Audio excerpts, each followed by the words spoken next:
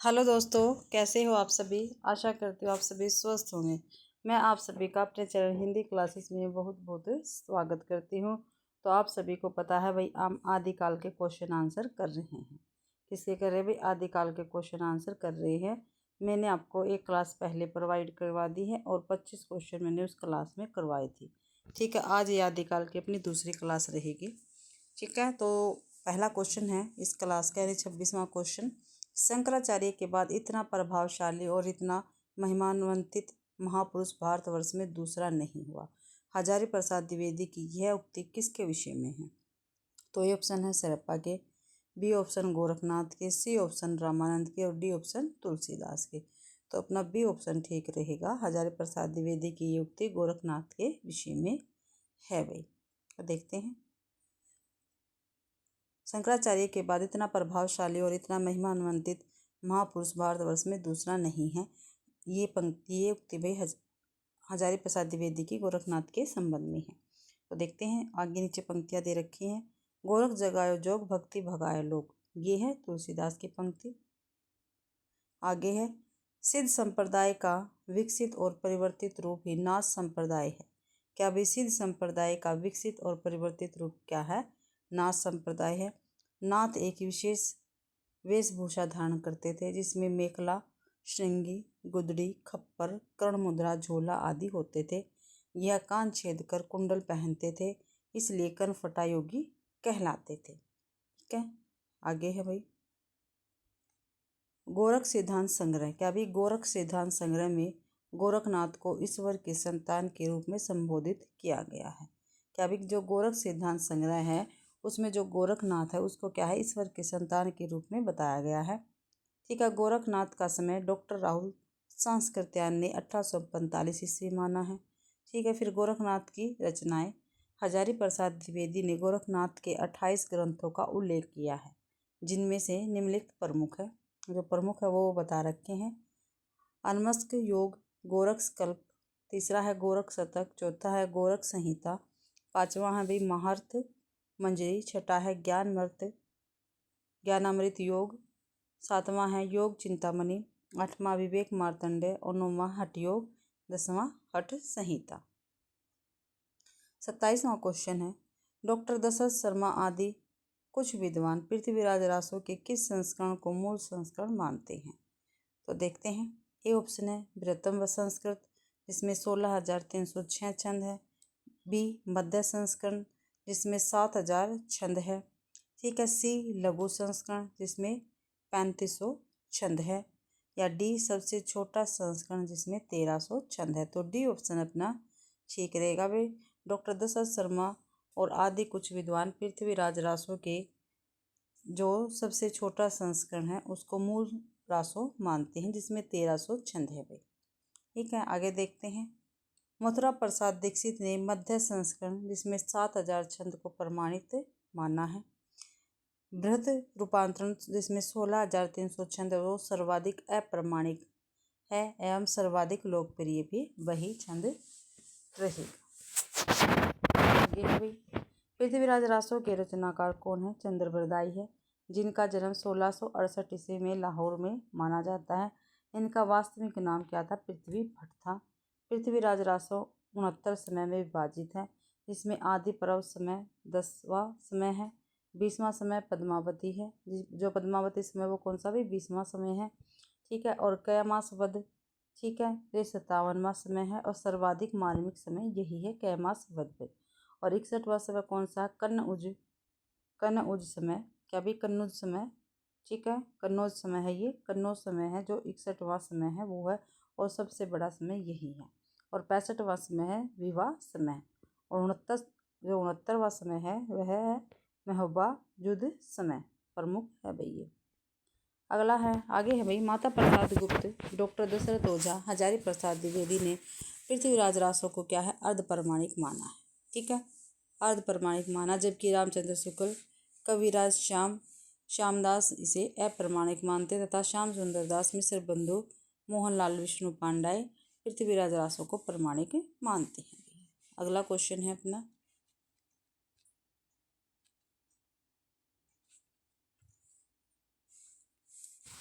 बीसलदेव रासो के संपादनकर्ता इनमें से है भाई, कौन है इनके संपादनकर्ता, वो हमें बताने हैं बीसलदेव रासो के।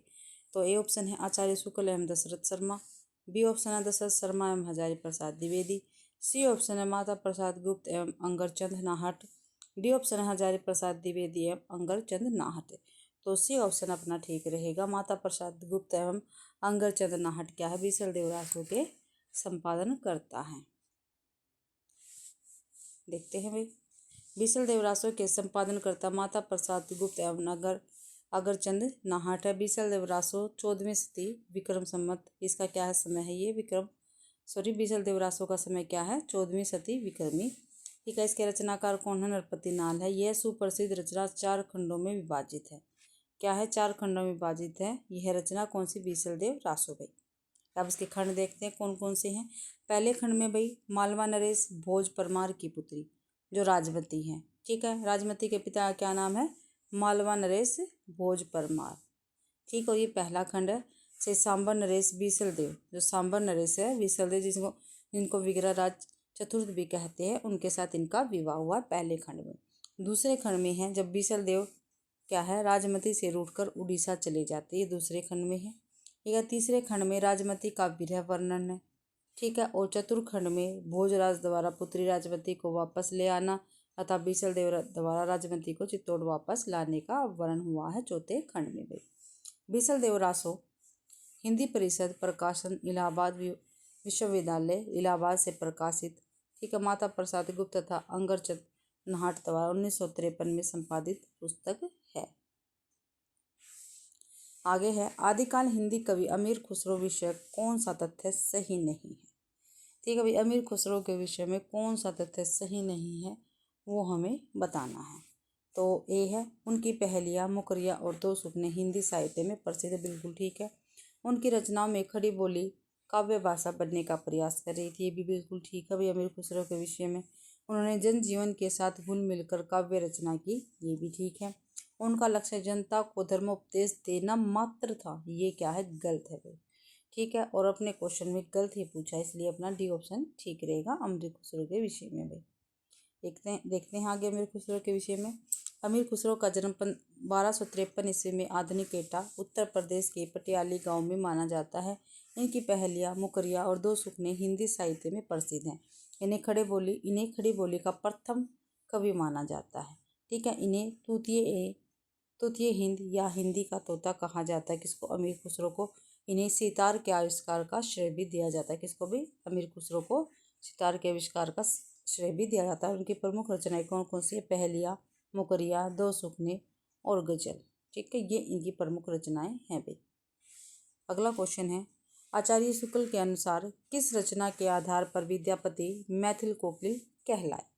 तो भाई देखते हैं, ए पदावली, बी कीर्तिलता, सी कीर्ति पताका, डी लिखनावली। तो ए ऑप्शन अपना ठीक रहेगा, पदावली। ठीक है, देखते हैं, आचार्य शुक्ल के अनुसार पदावली की रचना के आधार पर विद्यापति मैथिल कोकिल कहलाए। विद्यापति की प्रमुख रचनाएं हैं लिखनावली, पुरुष परीक्षा, दान वाक्यावली, गया पतलक, वर्णकृत्य, दुर्गा भक्तरंगिणी, गंगा वाक्यावली। आगे देखते हैं,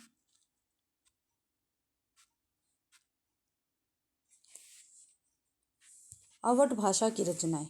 ठीक है, मैथिली की कौन सी होगी, देखो ये पदावली गोरक्ष विजय है मैथिली की, अवध की है कीर्तिलता कीर्ति पताका, और दुर्गा भक्तरंगिणी विद्यापति के पिता गणपति गुप्त की अधूरी रचना है। कौन सी भी, दुर्गा भक्तरंगिणी जो है विद्यापति के पिता गणपति ठाकुर की क्या है, अधूरी रचना है, जिसे विद्यापति ने पूर्ण किया था।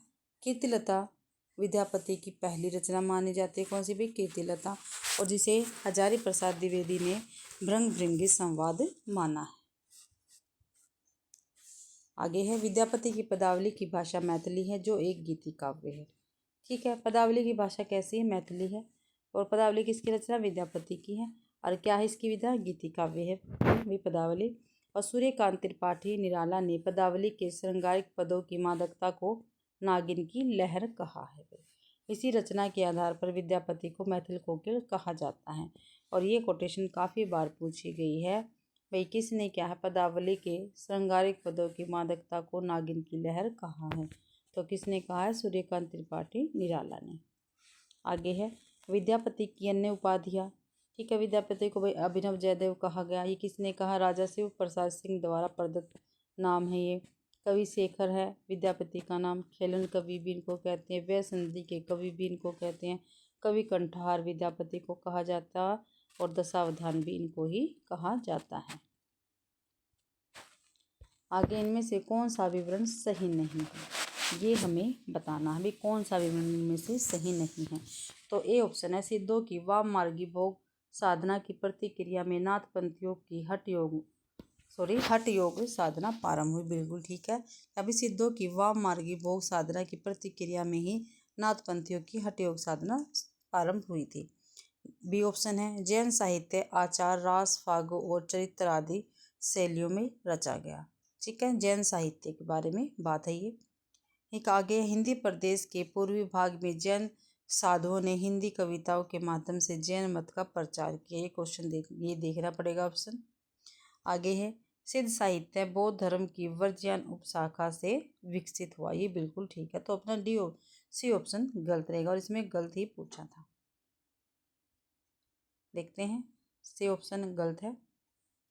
दिए गए विवरणों में से हिंदी प्रदेश के पूर्वी भाग में जैन साधुओं ने हिंदी कविताओं के माध्यम से जैन मत का प्रचार किया, यह विवरण सही नहीं है, यानी ये गलत है। महावीर स्वामी द्वारा जैन धर्म का प्रचार भारत में तीव्रता से हुआ। किसने किया था भाई जैन धर्म का प्रचार? महावीर स्वामी द्वारा। कौन थे? महावीर स्वामी ने जैन धर्म का प्रसार किया था भारत में। एक आरंभ में इस धर्म का प्रचार बिहार, तिरहुत और अवध के प्रांतों तक ही सीमित था। कहाँ तक? बिहार, तिरहुत और अवध के प्रांतों तक ही सीमित था। मगध में 12 वर्षों की लंबी अवधि तक भीषण अकाल की स्थिति के कारण सहस्त्रों सपरिवार प्रसिद्ध जैन साधु भद्रबाहु के साथ मैसूर राज्य में श्रवण बेलगोला नामक स्थान पर चले गए थे। यहीं से यह धर्म दक्षिण भारत में फैल गया था। कुषाण काल में मथुरा जैन धर्म का केंद्र बना। किसमें भी? कुषाण काल में जो मथुरा है वो जैन धर्म का केंद्र बन गया था और यहीं से मत धीरे धीरे गुजरात, काठियावाड़ में प्रसारित हुआ। कहाँ से? मथुरा से। उड़ीसा के राजा खारवेल जैन धर्म के अनुयायी थे। ठीक है, उड़ीसा के जो राजा था, क्या नाम था इनका? खारवेल।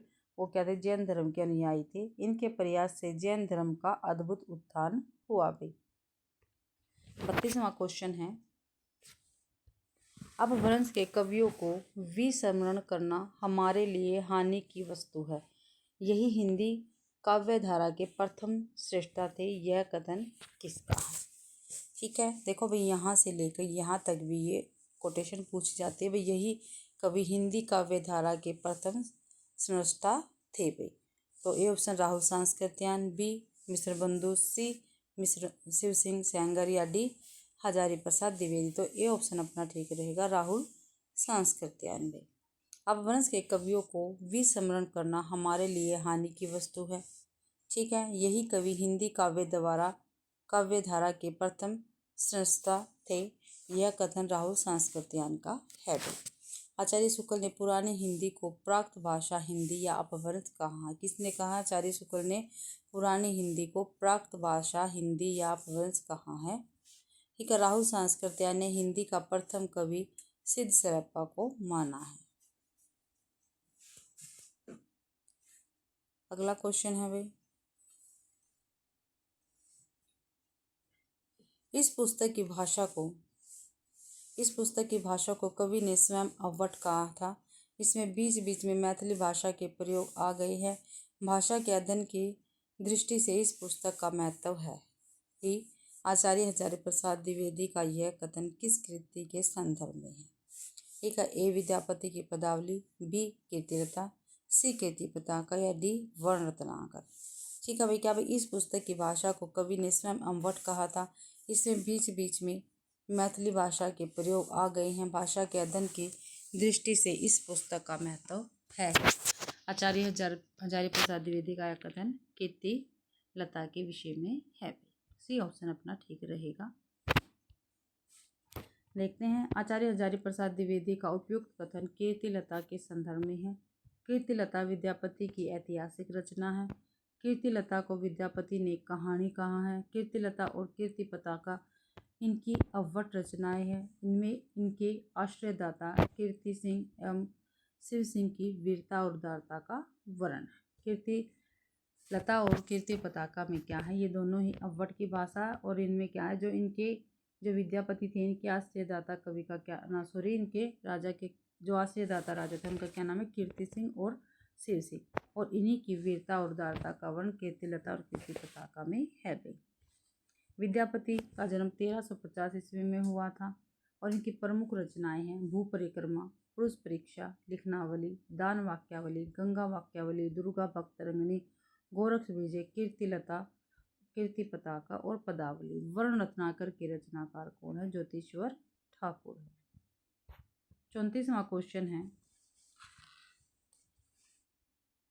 साधारणतः सन ईसवी के 10वीं से लेकर 14वीं शताब्दी के काल को हिंदी साहित्य का आदिकाल कहा जाता है। क्या भाई, साधारणतः सन ईसवी की जो सन ईसवी है उसकी 10वीं से लेकर 14वीं शताब्दी तक हिंदी साहित्य का आदिकाल कहा जाता है। हिंदी के प्रारंभिक काल विषयक यह कथन किसका है? ठीक है, आदिकाल कहा जाता है, ध्यान रखना। तो ए हजारी प्रसाद द्विवेदी, बी रामचंद्र शुक्ल, सी राम कुमार वर्मा या डी डॉक्टर नगेंद्र। तो ए ऑप्शन अपना ठीक रहेगा, हजारी प्रसाद द्विवेदी, क्योंकि आदिकाल, ठीक है, प्रारंभिक काल को आदिकाल किसने कहा, हजारी प्रसाद द्विवेदी। अगर आपको पूरा कोटेशन भी नहीं आता तो आप थोड़े बहुत इन नामों से भी याद कर सकते हो क्वेश्चन को। तो देखते हैं भाई आगे। हिंदी के प्रारंभिक काल विषयक उपयुक्त कथन हजारी प्रसाद द्विवेदी का है। हिंदी साहित्य के इतिहास में 10वीं शताब्दी से लेकर 14वीं शताब्दी के मध्य तक के काल को आदिकाल कहा जाता है। ठीक है भाई, कहाँ से लेकर 10वीं शताब्दी से लेकर 14वीं शताब्दी तक। इस युग को यह नाम डॉक्टर हजारी प्रसाद द्विवेदी ने से मिला।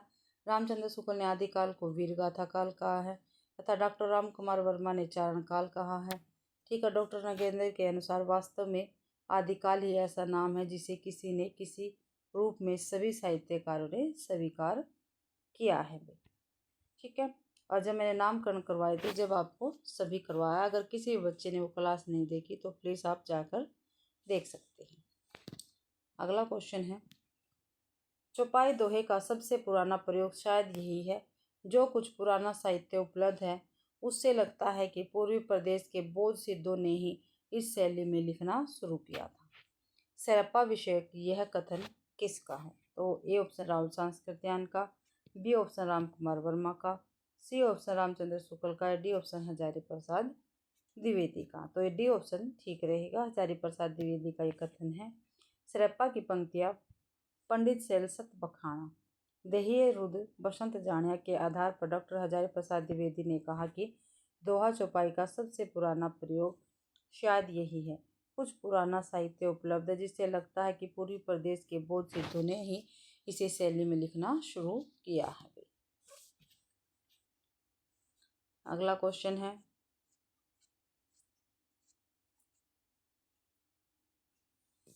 36वां क्वेश्चन है, सुमेलित नहीं है, जिसमें भाई जो सुमेलित नहीं है वो हमें बताना है, कौन सा इसमें से सुमेलित नहीं है। तो देखते हैं। चंद्रबाला रास आशु कवि के, बिल्कुल ठीक है ये भाई। सतुली बदररास विजय सेन सूरी के, ये गलत है भाई।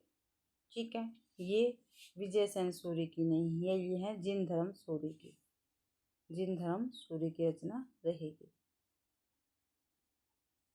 ठीक है, उक्ति व्यक्ति प्रकरण ये दामोदर पंडित की, बिल्कुल ठीक है। वर्ण रत्नाकर ज्योतिश्वर ठाकुर की है। तो इस क्वेश्चन में जो सुमेलित नहीं है वो बी ऑप्शन है। ठीक है, बी ऑप्शन अपना ठीक रहेगा। देखते हैं भाई।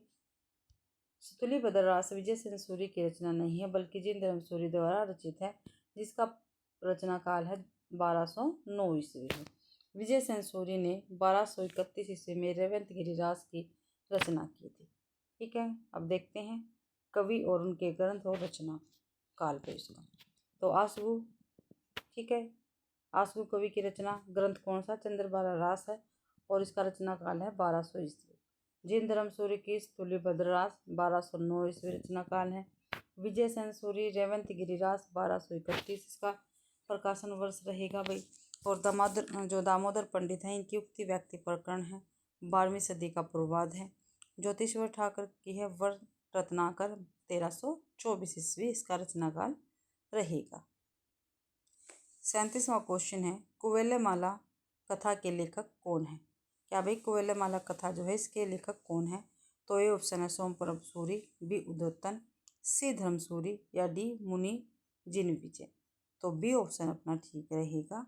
जो कुवेलमाला कथा है इसके लेखक है उद्योतन सूरी। कुवेलमाला कथा के लेखक उद्योतन सूरी है। धर्मसूरी ने जम्बू स्वामी रासो की रचना की तथा सोमप्रभ सूरी ने कुमारपाल प्रतिबोध की रचना की। जो धर्मसूरी है भाई इन्होंने जम्बू स्वामी रासो की रचना की है और जो सोमप्रभ सूरी हैं इन्होंने कुमारपाल प्रतिबोध लिखा है। मुनि जिन विजय ने शालिभद्र सूरी रचित भरतेश्वर बाहुबली को हिंदी जैन रास परंपरा का आदि काव्य माना है। किसने भाई? जो मुनि जिन विजय जी हैं, ठीक है, इन्होंने जो शालिभद्र सूरी रचना है भरतेश्वर बाहुबली जो शालिभद्र सूरी की रचना है भरतेश्वर बाहुबली को हिंदी जैन रास परंपरा का आदि काव्य कहा है। आगे है कुवेलमाला की रचना उद्योतन सूरी ने जालोर में रहकर 778 ईस्वी के आसपास की थी, जो प्राकृत ग्रंथ है। 38वां क्वेश्चन है, पुष्य या पुंड को हिंदी का प्रथम कवि किस आलोचक ने माना है? पुष्य या पुंड को हिंदी का प्रथम कवि किस आलोचक ने माना, ये हमें बताना है। ए राहुल सांस्कृत्यायन ने, बी दशरथ ओझा ने, सी रामविलास शर्मा ने या डी शिव सिंह सेंगर ने। तो डी ऑप्शन अपना ठीक रहेगा। पुष्य या पुंड को हिंदी का प्रथम कवि भी शिव सिंह सेंगर ने माना है। वही राहुल सांस्कृत्यायन ने 7वीं शताब्दी 769 के कवि सैपा जो दोहा कोश के रचयिता है इनको माना। डॉक्टर गणपति चंद्र गुप्त ने शालिभद्र सूरी जो भरतेश्वर बाहुबली रास के रचयिता इनको हिंदी का प्रथम कवि माना है। मिश्र बंधुओं ने गोरखनाथ को हिंदी का प्रथम गद्य लेखक माना है। राम कुमार वर्मा ने स्वयंभू को हिंदी का प्रथम कवि माना है। आचार्य रामचंद्र शुक्ल ने राजा मुंज से हिंदी साहित्य का आरंभ माना है। किससे भी? राजा मुंज से। 39वां क्वेश्चन है, रत्नाकर जोप्पम कथा। क्या भी? रत्नाकर जोप्पम कथा पुस्तक का संबंध किससे है? तो ए ऑप्शन है महायानी सिद्ध से, ब्रजयानी सिद्ध से, सी नाथ से या डी जैन से। तो अपना बी ऑप्शन बिल्कुल ठीक रहेगा, ब्रजयानी सिद्ध से। रत्नाकर जोप्पम कथा का संबंध ब्रजयानी सिद्धों से है। बौद्ध धर्म 2 संप्रदायों में बट गया था, एक हीनयान शाखा, 2 महायान शाखा। हीनयान शाखा को ही ब्रजयान शाखा का नाम से जाना जाता है भाई।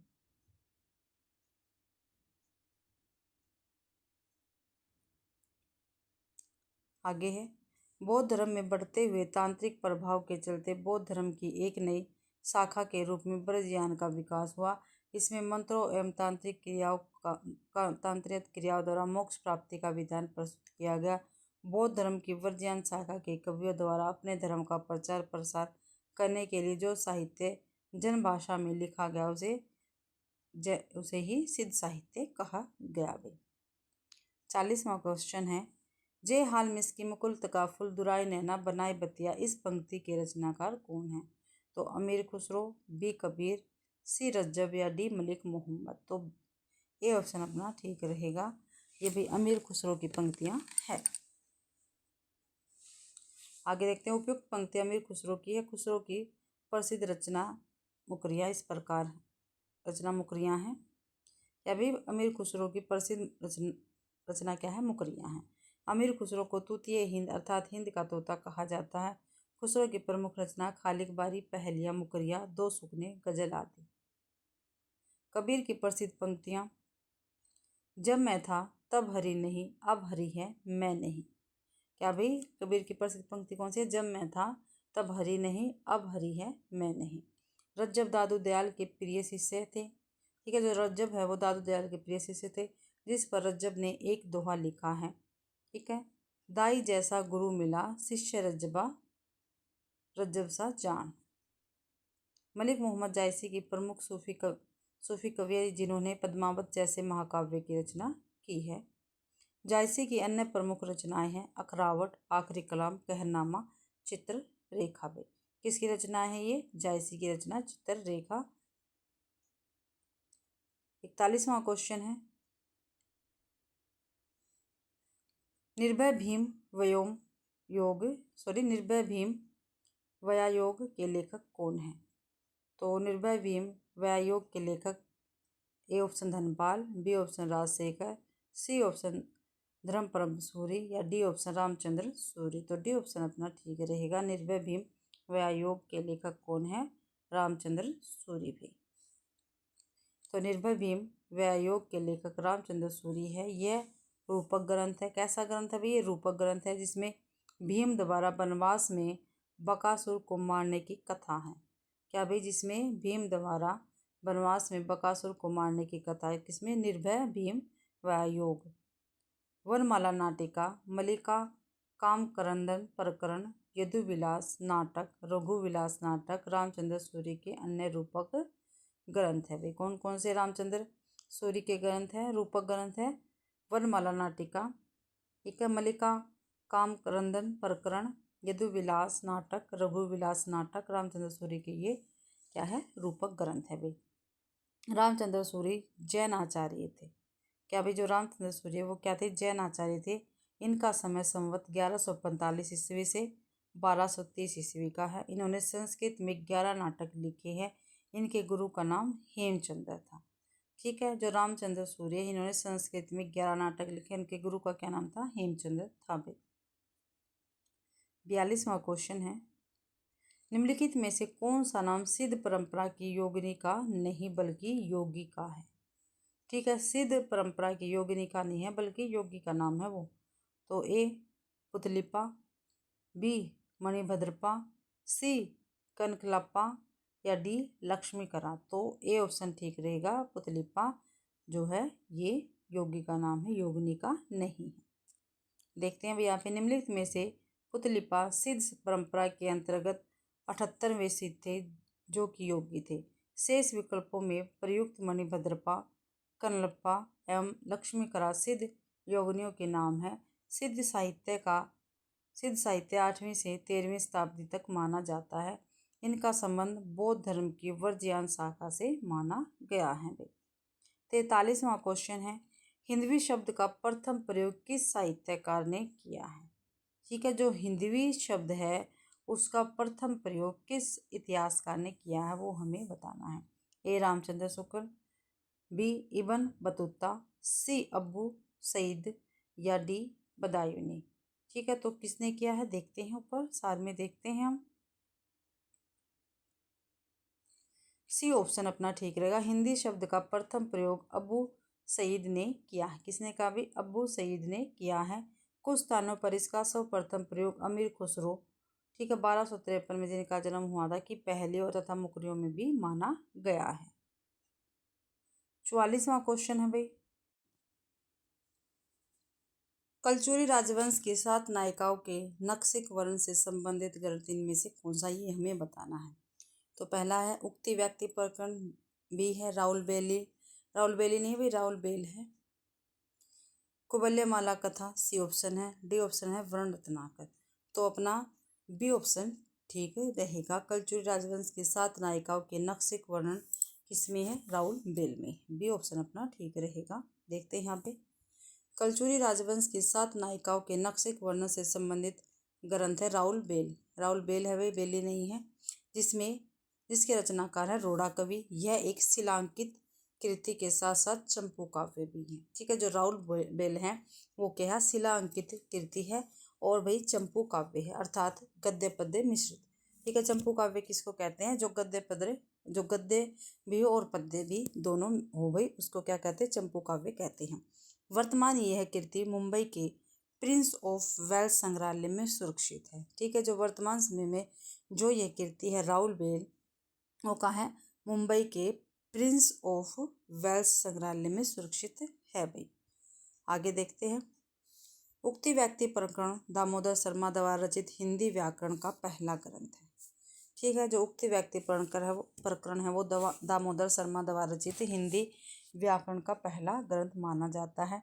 इसका रचनाकार 12वीं सदी का पूर्वार्ध माना जाता है। वर्ण रत्नाकर के रचनाकार कौन है? ज्योतिश्वर ठाकुर है। इसकी भाषा मैथिली भाषा है। किसकी भाई? वर्ण रत्नाकर की भाषा कैसी है? मैथिली भाषा है। ठाकुर मिथिला के कर्नाटक वंश के राजा हरिसिंह देव के दरबारी कवि थे। जो ठाकुर जो है वो मिथिला कर्नाटक वंश के राजा हरिसिंह देव के दरबारी कवि थे। और कुवलयमाला कथा के रचनाकार कौन है? उद्योतन सूरि है। कौन है भाई? उद्योतन सूरि है। 45वां क्वेश्चन है, काम भाव और शरीर का सौंदर्य उनके यहाँ उत्सव रूप में है। क्या भाई? काम भाव और शरीर का सौंदर्य उनके यहाँ उत्सव रूप में है। विद्यापति के संदर्भ में यह कथन किसका है? तो देखते हैं, रामस्वरूप चतुर्वेदी का, बी डॉक्टर नगेंद्र का, सी बच्चन का, या डी रामचंद्र शुक्ल जी का। तो अपना ए ऑप्शन ठीक रहेगा, रामस्वरूप चतुर्वेदी। ठीक है भाई। उपयुक्त कथन रामस्वरूप चतुर्वेदी जी द्वारा हिंदी साहित्य और संवेदना का विकास पुस्तक में उद्धृत है। विद्यापति के संदर्भ में कहे गए विद्वानों के कथन में देखते हैं। काफ़ी महत्वपूर्ण कथन है ये, ध्यान से आप कहीं पे नोट कर लेना। आध्यात्मिक रंग के चश्मे आजकल बहुत सस्ते हो गए, उन्हें चढ़ाकर जैसे कुछ लोगों ने गीत गोविंद को आध्यात्मिक संकेत बताया है, वैसे ही विद्यापति ने इन पदों को। तो ये आचार्य रामचंद्र जी का कथन रहेगा। काफ़ी महत्वपूर्ण कथन है। श्रृंगार रस के सिद्ध वाक कवि किसने कहा विद्यापति को? ये हजारी प्रसाद द्विवेदी ने कहा। जो विद्यापति जी है वो श्रृंगार रस के सिद्ध वाक कवि है। और जातीय कवि किसने कहा? ये बच्चन जी ने कहा है विद्यापति को। ठीक है। और रामस्वरूप चतुर्वेदी ने क्या कोटेशन दी है विद्यापति के बारे में? ये दी है, काम भाव और शरीर का सौंदर्य उनके यहाँ उत्सव रूप में है। ठीक है। ये रामस्वरूप चतुर्वेदी की कथन है विद्यापति के विषय में भी। 46वां क्वेश्चन है, अपभ्रंश में दोहा काव्य की परंपरा का आरंभ किस कवि ने किया भाई? ठीक है। जो अपभ्रंश में दोहा काव्य की परंपरा का आरंभ किस कवि ने किया है, ये हमें बताना है। तो A option Hemchandra, B option Joindu, C option Dhanpal, या डी ऑप्शन सोमनाथ। तो अपना बी ऑप्शन ठीक रहेगा, जोइंदु। जोइंदु ने क्या है? अपभ्रंश में दोहा काव्य की परंपरा का आरंभ किया है। अपभ्रंश में दोहा काव्य की परंपरा का प्रारंभ जोइंदु ने किया। परमार्थ प्रकाश एवं योग सार इनकी प्रमुख रचनाएं किसकी? जोइंदु की। दोनों रचनाएं 6ठी सदी के धर्म दर्शन एवं इंद्रिय निग्रह को आधार बनाकर लिखी गई है। हेमचंद्र अपने समय के सबसे प्रसिद्ध जैन आचार्य थे। इन्हें प्राकृत का पानी कहा जाता है, पाणिनि कहा जाता है भाई किसको? हेमचंद्र को। क्वेश्चन काफ़ी बार पूछा गया भाई, प्राकृत का पाणिनि किसको कहा जाता है? तो हेमचंद्र को कहा जाता है। इनके प्रमुख ग्रंथ है शब्दानुशासन। ठीक है। किसके ग्रंथ है ये? हेमचंद्र के ग्रंथ है। शब्दानुशासन जो प्राकृत व्याकरण में है, कुमारपाल चरित्र, योग शास्त्र, छेदानुशासन, देशनी नाम माला कोशबई, ये हेमचंद्र के ग्रंथ हैं। और धनपाल को मुंज ने सरस्वती की उपाधि दी थी। ठीक है। जो धनपाल हैं कवि, वो राजा मुंज ने सरस्वती की उपाधि इनको दी थी, धनपाल को। इनका ग्रंथ भविष्यत कहाँ 10वीं सदी का है। ठीक है। इसमें बहुविवाह के दुष्परिणाम के साथ साध्वी और कुटिल स्त्री का अंतर स्पष्ट किया गया। किसमें भाई? भविष्यत कहाँ में। क्या विषय इसमें विषय है भविष्यत कहाँ में भाई? इसमें बहुविवाह के दुष्परिणाम के साथ, ठीक है, बहुत विवाह के दुष्परिणाम के साथ साध्वी और कुटिल स्त्री का अंतर प्रकट किया गया है। 47वां क्वेश्चन है, निम्नलिखित में से किस काव्य धारा में सहज भोग मार्ग से जीव को महासुख की ओर उन्मुक्त किया गया है? क्या भाई? किस काव्य धारा में सहज भोग मार्ग से जीव को महासुख की ओर उन्मुख किया गया है, ये हमें बताना है। तो सिद्ध साहित्य में, बी जैन साहित्य में, सी नाथ साहित्य में, या डी लौकिक साहित्य में। तो ए ऑप्शन अपना ठीक है, सिद्ध साहित्य में भी। सिद्ध साहित्य में सहज भोग मार्ग से जीव को महासुख की ओर उन्मुख किया गया है। सिद्ध साहित्य में सिद्धों में पंचमाकार, मांस, मछली, मदिरा, मुद्रा, मैथुन, की दुष्प्रवृत्ति देखने को मिलती है। साधना पद्धति में शिव भक्ति के युगल रूप की उपासना की जाती है। किसमें भी? सिद्ध साहित्य में।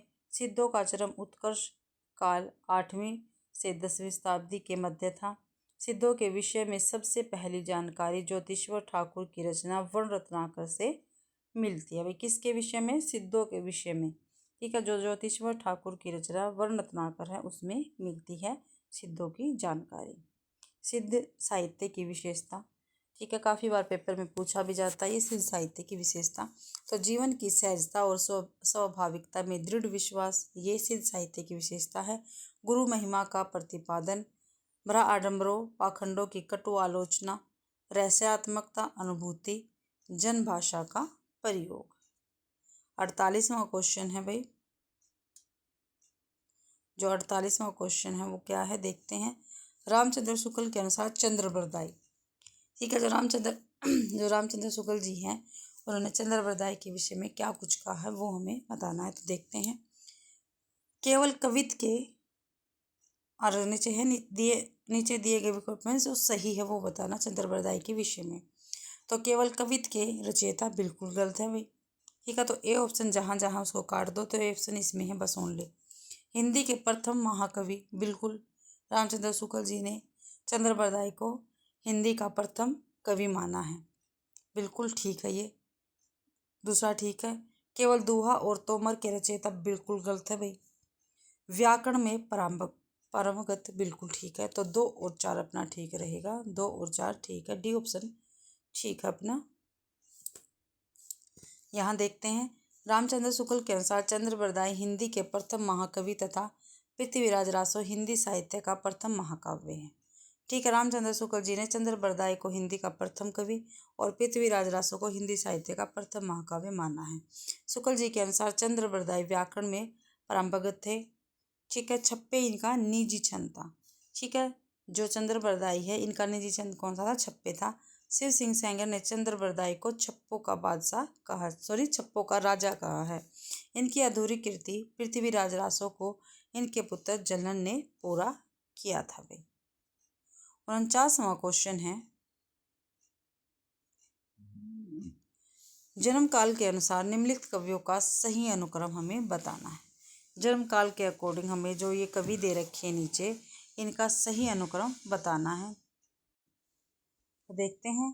पहला है लुइपा, दूसरा है स्वयंभू, तीसरे है हेमचंद्र, चौथा है पुष्पदंत। तो सबसे पहले इनमें से स्वयंभू आएंगे। ठीक है, तो स्वयंभू बी ऑप्शन ठीक है। स्वयंभू, लुइपा, पुष्पदंत और हेमचंद्र, तो बी ऑप्शन अपना ठीक रहेगा। आगे देखते हैं। ये रहा भाई, यहाँ पे बी ऑप्शन ठीक है। स्वयंभू 783 ईस्वी में इनका जन्म हुआ। लुइपा पुष्पदंत 1972 ईस्वी में और हेमचंद्र 1088 ईस्वी में भाई। लुइपा का समय कहीं कहीं, जो लुइपा है इनका समय कहीं कहीं 773 ईस्वी भी देखने को मिलता है, परंतु आयोग के अनुसार इसका उत्तर बी रहेगा। ठीक है, 50वां क्वेश्चन है और आज की क्लास का अपना लास्ट क्वेश्चन ये रहेगा। कौन सा? 50वां भाई। तो देखते हैं। अमीर खुसरो के बारे में सही तथ्य कौन से हैं? जो अमीर खुसरो के बारे में सही तथ्य हैं वो हमें बताना है। उनका जन्म पटियाला में हुआ। देखते हैं। वे निजामुद्दीन औलिया के शिष्य थे, सभी को पता है, ये ठीक है, यानी दूसरा ऑप्शन तो अपना ठीक हो गया। तो 2 भाई इसमें भी है, इसमें भी है, इसमें भी, यानी बी ऑप्शन नहीं आएगा। ठीक है, बी ऑप्शन नहीं आएगा। दूसरा ठीक है, और ये क्वेश्चन पहले भी आया हुआ है, लेकिन पहला गलत हो गया। वे ईरान और भारत के फारसी में लिखने वाली चोटी के कवियों में एक थे। बिल्कुल ठीक है भाई। उन्होंने कहा था कि मैं हिंदुस्तान की तूती हूँ, मुझसे कुछ पूछना है तो फारसी में पूछो। ये गलत है भाई, बिल्कुल गलत है। फारसी तो उन्होंने बोला ही नहीं। तो दूसरा और तीसरा बिल्कुल ठीक रहेगा। तो सी ऑप्शन अपना ठीक है। यहाँ पर देखते हैं। अमीर खुसरो के बारे में सही तथ्य है वे निजामुद्दीन औलिया के शिष्य थे तथा वे ईरान और भारत के फारसी में लिखने वाले चोटी के कवियों में एक थे। खुसरो का जन्म 1255 ईस्वी में एटा जिले के पटियाले नामक ग्राम में हुआ था। उन्होंने कहा था, मैं हिंदुस्तान की तूती हूँ। ठीक है। मुझसे कुछ पूछना तो हिंदी में पूछो, फारसी में नहीं। ठीक है। खुसरो द्वारा रचित ग्रंथ है खालिक बारी, पहेलियाँ, मुकरियाँ, दो सुकने और गजलें। ठीक है। इनका जन्म कब हुआ था खुसरो का? 1255 में एटा जिले के पटियाली नामक ग्राम में। ठीक है। पटियाली नामक ग्राम में इनका जन्म हुआ था। तो भाई आज की क्लास अपनी यहीं पे समाप्त होती है। ठीक है। मैंने 25 क्वेश्चन आपको करवा दिए हैं। ठीक है। 25 क्वेश्चन मैंने आपको करवा दिए हैं। आशा करती हूँ आप सभी को ये क्लास पसंद आई होगी। अगर आप सभी को ये क्लास पसंद आती है तो प्लीज़ मेरी वीडियो को ज़्यादा से ज़्यादा शेयर करें, लाइक करें और कमेंट करना तो आप बिल्कुल भी ना भूलें। ठीक है भाई। और मेरा चैनल नया है तो प्लीज़ मेरे चैनल को भी सब्सक्राइब ज़रूर करें। और मेरा एक टेलीग्राम चैनल भी है जहाँ पे मैं ये PDF शेयर करती हूँ, तो प्लीज़ मेरे चैनल को भी ज्वाइन ज़रूर करें भाई इसको, टेलीग्राम चैनल को। ठीक है। और आप सभी का मेरी क्लास देखने के लिए बहुत बहुत धन्यवाद।